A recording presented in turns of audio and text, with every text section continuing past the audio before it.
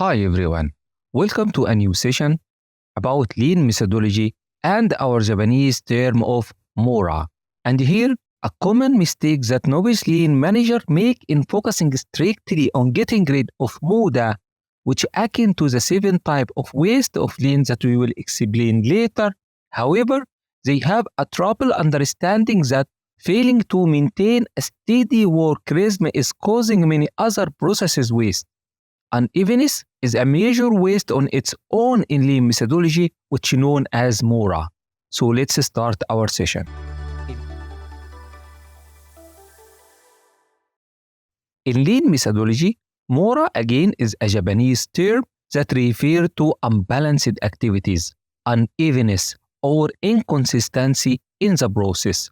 Mura is the conjunction of overburdening some resources while others are waiting or alternating over time between overburdening and underutilization of the same resources. So some hours you have a lot of work which you cannot finish on time, and another time you are free, you cannot find any work to do. This is the unevenness. This is Mura. And here Mura caused by a variety of factors, such as fluctuation in demand, uneven workloads, and inconsistent quality. It can lead to increased lead time, decreased productivity, and increased cost. Simply, Mura is any variation leading to unbalanced situation when things are not balanced. If material is waiting for the next process to complete, your client is not paying for the waiting time or the money spent in this waiting. To illustrate this again, think about a day when you are too busy at the office and the next day you have nothing else to do.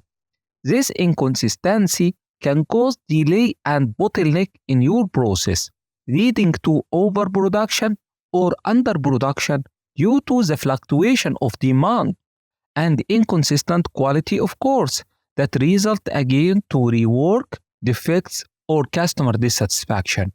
You should work to balance your workflow, your processes, so that you have a consistent balance of work and demand.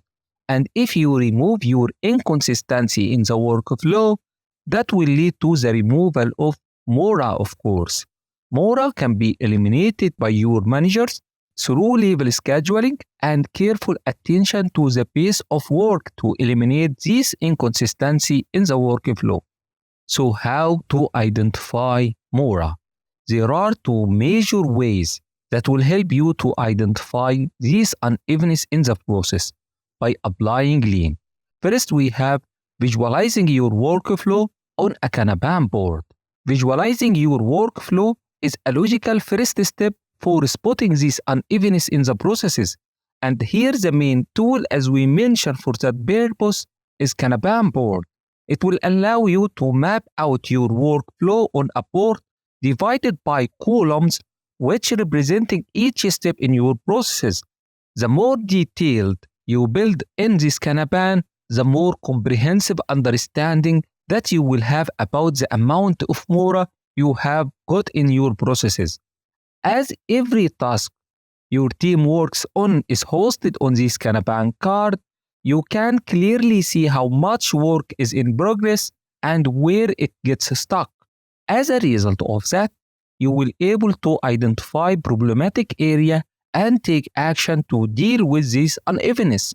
The most powerful weapon you have in Kanban arsenal for dealing Mura is the ability to put limits on the amount of work in progress both globally and for any particular stage or step in the process of your workflow.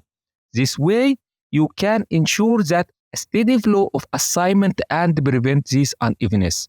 However, placing the proper web limits, which is work in progress, is a tricky task, and just looking at your Kanban board may not give you the full answer. That's why we will move to another tool, measuring your process stability and cumulative flow diagram. And this is the best way to gain a comprehensive understanding of the stability of your process is by simply drawing a cumulative flow diagram. Each band of the diagram is a representation of a stage in your workflow. As the bands progress over time, you need to monitor their width. If all bands on your cumulative flow diagram, except for the bottom one, are progressing in a parallel, then your process is stable. You don't have a notable problem with Mura here. However, again, if the distance between stages varies, then you have got a work to do. Wider bands represent stages where work arrives faster than your team can process it, and therefore, these steps of your processes become a bottleneck. This means that station A is processing 10 items while station B on the next level only processing 5 items in a minute, and this will cause to a delay of 5 items.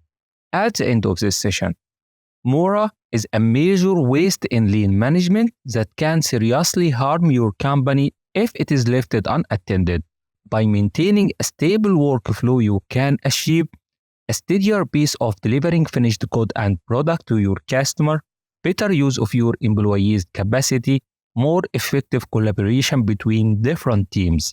Thank you for watching, and we hope this session has given you a better understanding of Mura and how to eliminate it in your workplace. See you in next session.